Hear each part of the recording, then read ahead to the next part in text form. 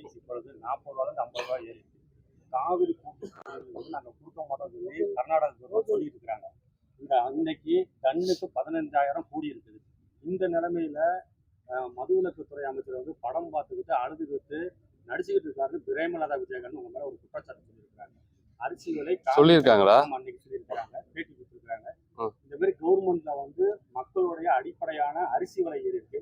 ஆனா இவருக்கு படம் பார்த்துட்டு அழுதுட்டு மீன்ஸ் போட்டுருக்காரு. உங்க மேல குற்றச்சாட்டு. அதே மாதிரி நீட் எக்ஸாம்க்காக மக்கள் போராட்டி இருக்காங்க. இந்த நேரத்தில் இந்த படத்தை பார்த்துட்டு அமைச்சர்ல யாருமே சட்டமன்றம் இல்ல. நான் வந்து அமைச்சரா இல்லாம சொல்லட்டுமா ஒண்ணு? இன்னொருத்தர் உதாரணம் காட்டினா அது நல்லா இருக்காதுன்னு சொல்றேன். இது ஒவ்வொருத்தருக்குள்ள ஒரு உணர்வு. 30 வருஷமா சின்ன பையன்ல இருந்து இங்க எத்தனையோ பேர் வந்து தளபதி ரசிகர்களா இருப்பாங்க. சின்ன பையன்ல இருந்து பார்த்துட்டு வளர்ந்துட்டு வந்தவங்க இன்னைக்கு உண்மையாலும் அமைச்சர் தான். அமைச்சரவை ஏற்று ஒரு 2 மாசம் ஆச்சு. இப்போ கடைசியா பார்க்கும்போது எங்களுக்குள்ள ஒரு உணர்வுன்னா, ஒவ்வொரு வருஷமும் ஒரு தடவை திரையில பார்க்கக்கூடிய ஒரு முகம், எல்லாருக்குள்ளேயும் ஒரு குழந்தைத்தன்மை இருக்கும். இருக்காதுன்னு நினைக்கிறீங்களா? எல்லாருக்குள்ளேயும் ஒரு ரசிகத்தன்மை இருக்கும். அப்படி ரசிச்சது என் தலைவரை. நான் இப்பவும் சொல்றேன், தளபதி எங்களுக்கு என்னைக்கும் தளபதி தான். எனக்கு அறிமுகமாகும் போது திரையில பார்த்து பழகின முகம். இனி அந்த திரையில இனிமேல் வரமாட்டான்னு நினைக்கும் போது அது எப்படி எனக்கு வீடியோ எடுத்தாங்கன்னு எனக்கு தெரியல. பட் என்னை அறியாம வந்ததுதான். இது அறியாம வர்றதெல்லாம் நம்ம ஒரு பெரிய விவாத பொருளை என்ன பிரயோஜனம் இப்ப நாட்டுக்கு? இதை பத்தி விவாதிக்கல, விட்டுறீங்களா?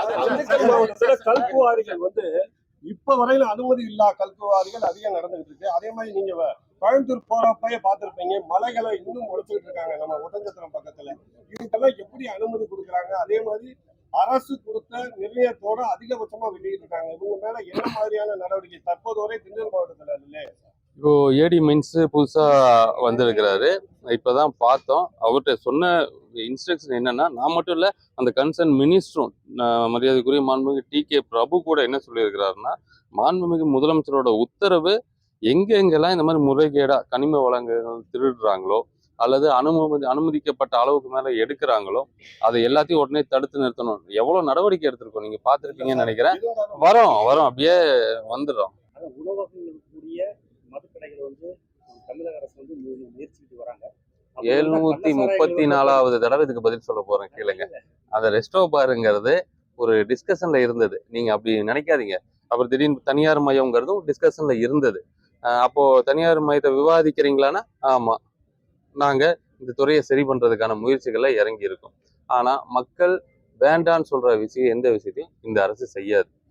இந்த துறையை மாண்புமிகு முதலமைச்சர் என்கிட்ட சொல்லும் போது சொன்ன ஒரே விஷயம் என்னன்னா, இந்த துறையில நிறைய லீக்கேஜ் இருக்கு. இது வந்து கொஞ்சம் நெஞ்ச பணம் இல்லை. இந்த பணம் அரசு பணத்திலிருந்தும் நிறைய எடுத்துட்டாங்க. கன்சியூமர்ட்ட இருந்து 10 ரூபா 5 ரூபாங்கிற பேர்ல நிறைய பணம் போயிருச்சு.